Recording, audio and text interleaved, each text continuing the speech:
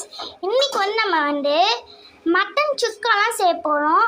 அதுக்கு தேவையான பொருட்கள் வரமிளகா, பச்சை மிளகா, வெங்காயம், பூண்டு, இஞ்சி இடிச்சது,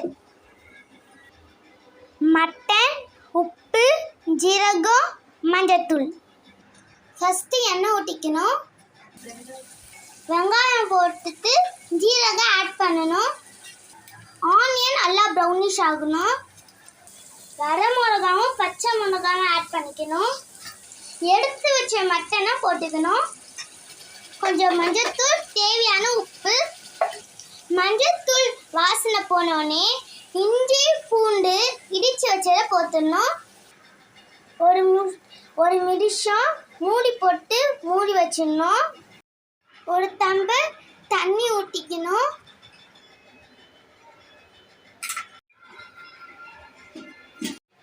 கொஞ்சோண்டு கருவேப்பிலை ஆட் பண்ணிக்கணும். இதோ நம்ம மட்டன் சுக்கா ரெடி. உங்களுக்கு இந்த வீடியோ பிடிச்சிச்சா லைக் பண்ணுங்கள், ஷேர் பண்ணுங்கள், கமெண்ட் பண்ணுங்கள், பெல் பட்டனை கிளிக் பண்ணிடுங்க. தேங்க்யூ.